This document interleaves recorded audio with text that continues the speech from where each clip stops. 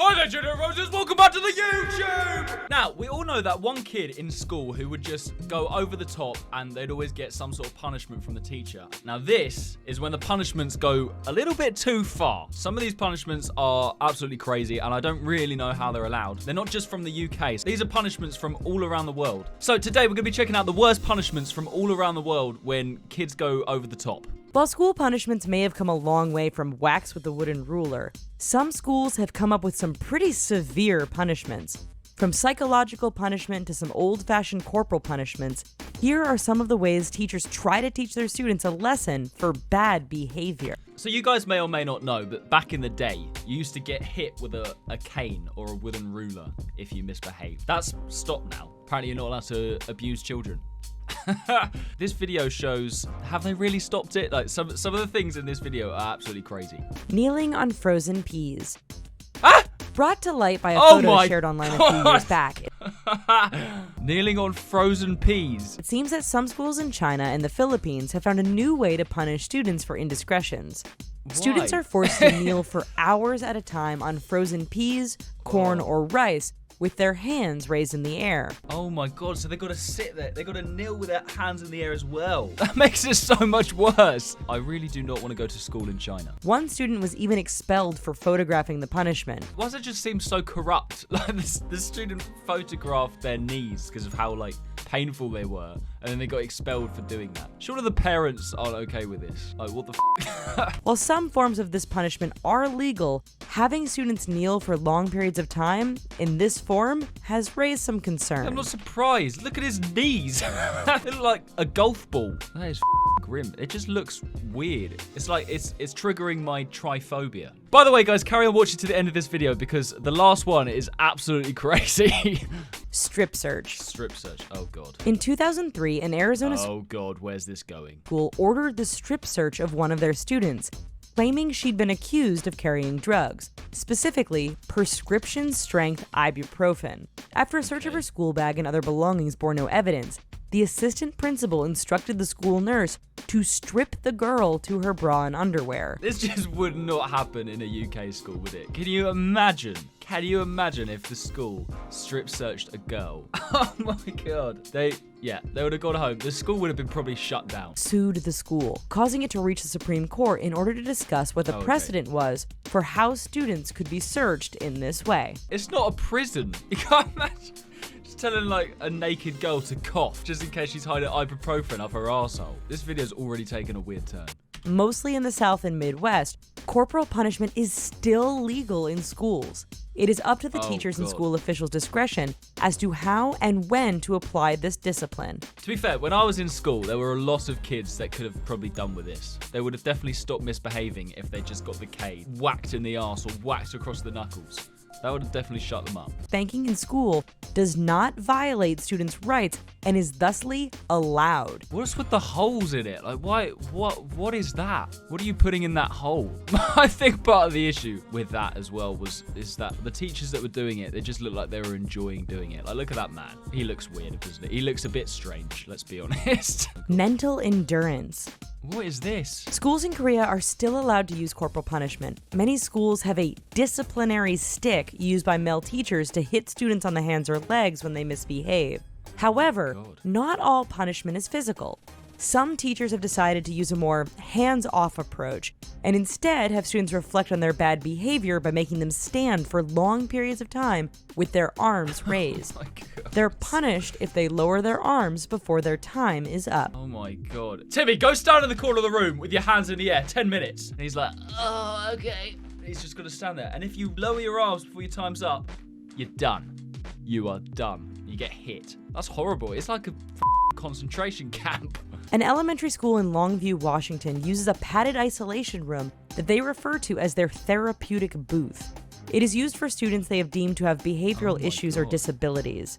Parents were not aware that this method was being used as punishment for acting up. Oh my, you're just gonna go insane in that room, aren't you? That's not gonna stop you from talking. It's gonna it's just gonna give you trauma for life. There were later reports that some teachers left children in the room for hours, sometimes God. forgetting they were even there. Getting they were even there. Imagine you get locked in on a Friday evening after school and you're there the whole weekend. No food or water.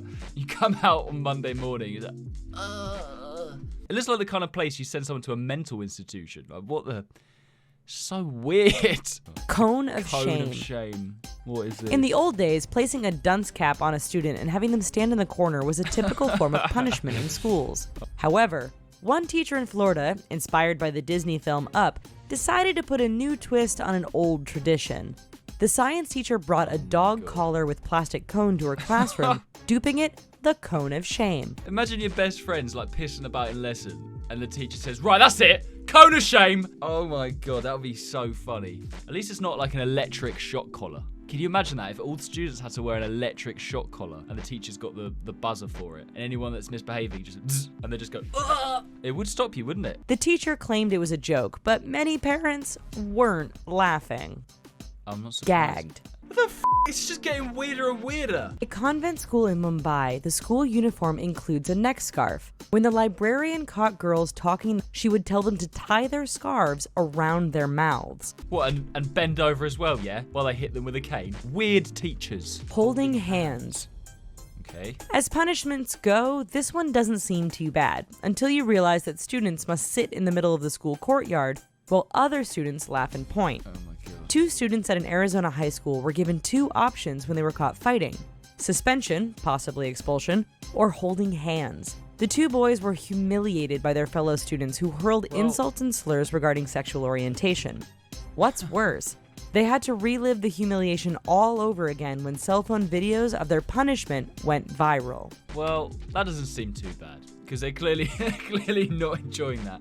I think I would rather do that than get expelled. If I was the kind of person that's getting expelled, I probably wouldn't want to be in school anyways. I don't know. That definitely does seem like the easiest one of them all. Here's school punishments that went way too far.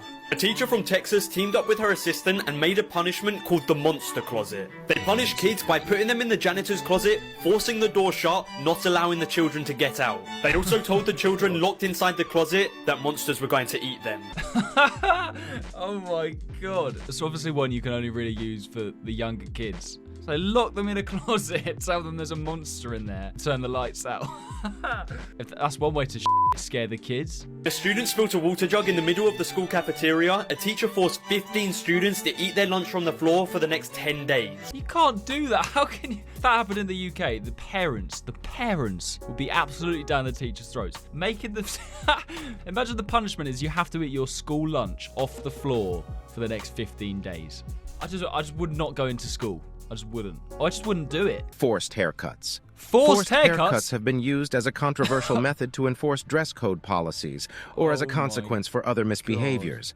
Students, often those with long hair or unconventional hairstyles, are made to have their hair forcibly cut in front of their peers or school authorities. Just so imagine a chavvy girl with long hair, and the teacher's like, right, Jessica, come here. And she just gets her scissors up. Come here, you're getting the snip. No, miss, I ain't doing it. F*** off. It just wouldn't happen in the UK. It's funny. It's just so different over here. This type of punishment is invasive and deeply personal, as it involves altering a student's physical appearance without their consent. Also, if you came home and you were bald, your parents would know you got into trouble. By dictating a student's appearance, schools may inadvertently send a message that conformity is more important than self-expression or individuality. Such punishments can also perpetuate stereotypes and gender norms. To be fair, that kid on the left's getting an absolute trim. Look at that. He looks fresh as f***. Both public humiliation and forced haircuts serve as examples of punishments that can have lasting negative consequences. It looks like she's getting a haircut in front of the whole assembly. Number 4, isolation rooms. Isolation rooms, spaces where students are temporarily placed for disruptive behavior, have been a topic of debate in educational settings.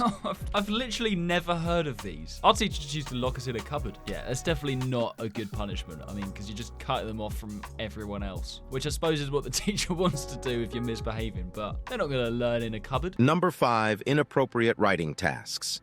Inappropriate writing tasks, which are controversial, involve students writing about uncomfortable or personal topics as a form of punishment. Oh my god. Examples of inappropriate writing tasks include writing about personal failures or fears or composing an apology for misbehavior. I'd be like, I'm scared of spiders and I don't like heights.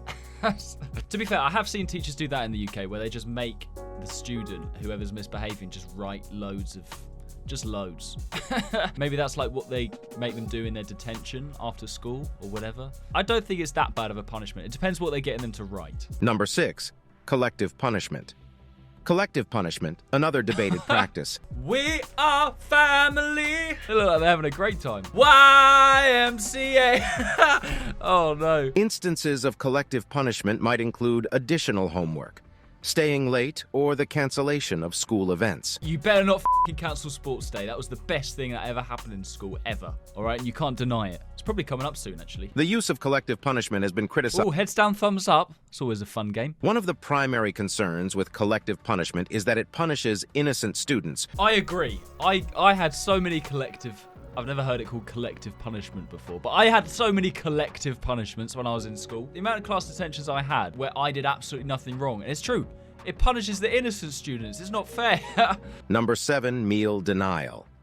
Meal What? denial, a contentious form of punishment, involves students being denied access to meals as a consequence of misbehavior or incomplete no way. tasks. My school was the complete opposite. They'd punish you if you didn't finish your lunch. They'd be like, you make sure you finish that, Jake. And I'd be like, I'm so full. My mummy's given me so much food. If you don't finish it, you're not allowed to go out to play. I'd be like, Meal denial is an unethical and harmful practice that has been widely criticized for its negative impact on a student's physical and emotional well-being. Look at this kid. He's got some deep thoughts. He is depressed. Number 8, physical exercises as punishment. Examples include making students perform push-ups, run laps, or hold uncomfortable positions for an extended period. Don't know why I'm laughing, actually. This is child abuse, basically. Gagging or taping mouths Oh my god. to prevent them What's from going speaking on? due to excessive don't- talking or disruptive. Go for the nose as well. Otherwise, we're meant to breathe. Restricting a student's ability to speak or breathe freely can lead to discomfort. Imagine the teacher goes, right, that's it! And he just gets the duct tape out and runs over to you. But no! Difficulty breathing, and even choking hazards. Difficulty breathing. You can breathe through your nose, you tosspot. Taping mouths. I do think it's a step too far. We're going to end the video there, guys. I hope you guys enjoyed watching. That was actually crazy. I had no idea how imaginative some teachers are with their punishments. Let me know in the comments if you ever had any of these punishments done to you. Don't forget to subscribe. Please, subscribe. Subscribe now. Take it easy, and I will see you in the next video. Oi! Subscribe! Oh god, please subscribe! Subscribe! Subscribe! Subscribe!